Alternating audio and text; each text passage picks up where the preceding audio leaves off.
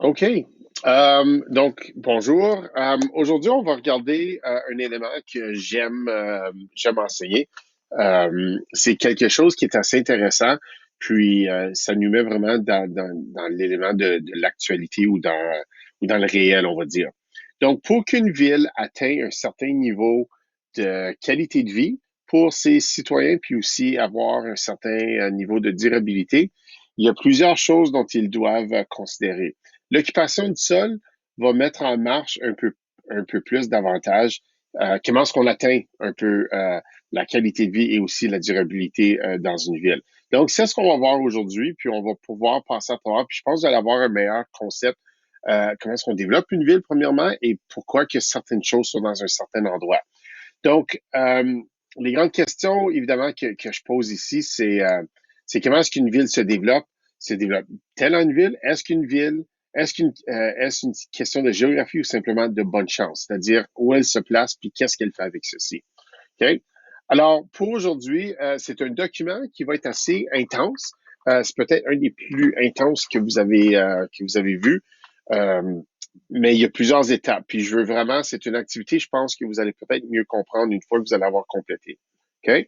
Donc, première chose, donc si on regarde ici, c'est, euh, je veux que tu cliques sur l'image, puis ensuite, ça va agrandir cette image-ci. OK?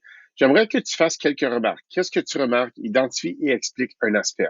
Donc, essaie de voir qu'est-ce qui fait en sorte, va voir la légende, va voir un peu en sorte qu'est-ce qui ressort. Parce que là, ça va peut-être te donner un aperçu un peu plus général par rapport à ce qu'on va voir. OK?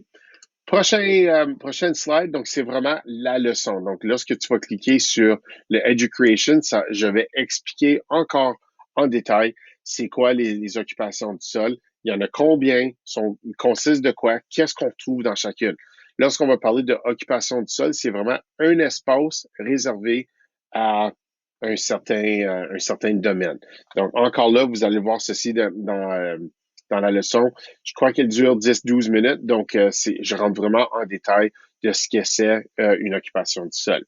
Après, tu vas pouvoir revenir puis ensuite répondre à ce Flipgrid-ci, donc juste avoir une petite réflexion, voir si vous avez bien compris. OK? Prochaine étape, tu vas devoir remplir les tableaux dans les pages précédentes, dans les pages qui vont procéder. Donc ici, c'est de vraiment voir, on prend les 6 occupations, on les met dans certaines caractéristiques, puis c'est de vraiment voir comment est-ce que tu peux expliquer si tu es à pouvoir une région, est-ce que tu es capable d'identifier la région? Sur le manuel, tu vas pouvoir avoir accès à tes pages de manuel. Donc, tu peux lire cette instruction ici, puis ensuite, on va pouvoir te donner certains détails par rapport au travail, mais ensuite, les informations se trouvent dans le manuel. Pour chaque caractéristique ou pour chaque occupation, OK, c'est important d'aller donner 3 caractéristiques. OK? Donc, vous faites ceci il y a 6 occupations, vous les faites pour les 6. Prochaine étape, là, je veux que tu puisses identifier, OK, certaines occupations. Donc, ici, ça va être assez important. L'étape s'élargit un peu plus. Tu vas cliquer sur l'image ici de Google My Maps afin de trouver une liste d'endroits associés à des occupations. Il y a des listes déjà déterminées. OK? Ça va t'amener à une région.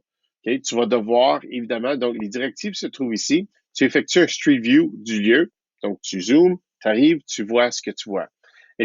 Identifie l'endroit où est-ce que ça se trouve, où exactement. OK? Effectue un screenshot, c'est-à-dire je veux que tu captures l'image. Puis ensuite, tu vas identifier 2 caractéristiques. Alors, tu vas faire ça pour toutes ces pages ici. OK? Alors, ils sont déjà prédéterminés. Je ne veux pas cliquer là-dessus pour évidemment dévoiler ce qui se passe, mais tu vas pouvoir aller ici, copier l'adresse. Donc, ça va t'amener à chaque fois. Donc, tu as un endroit, OK? Vous allez un peu le voir ici, oups. Mais ensuite, je veux que tu t'amènes dans Google Earth pour pouvoir faire un Street View pour capturer l'image. OK? Ici, c'est important. Tu mets ton image ici, tu identifies, OK? Où est-ce que ça se trouve et c'est quoi l'occupation, transport, commerce, c'est quoi? Puis ensuite, tu identifies 2 caractéristiques dans ceci. Vous le faites pour les 32 prochains. Donc, c'est vraiment, l'exercice, c'est de vraiment voir c'est quoi une caractéristique d'occupation du sol, comment est-ce que je peux l'identifier? OK? Plus tard, OK, on va regarder un peu comment est-ce que l'occupation du sol amène ou apporte une certaine qualité de vie et une durabilité dans une communauté. OK? Donc, je ne veux pas trop en dire, mais l'étape, c'est assez long, mais ça va vraiment t'aider à mieux comprendre c'est quoi ce concept, puis tu vas peut-être mieux comprendre la façon qu'une ville fonctionne. OK? Donc, encore là, juste un bref résumé. C'est quoi les occupations du sol? Identifie l'image, on en parle un peu. La leçon de l'identification et les explications en détail se trouvent ici. Tu fais ton Flipgrid pour pouvoir en avoir, pour que je puisse évidemment comprendre si tu as bien compris. OK? Tu vas voir les pages de classe, les manuels sont là. Tu réponds tes caractéristiques pour chacune des occupations, puis ensuite tu vas toi-même identifier à partir de Google Maps et ensuite de Google Earth.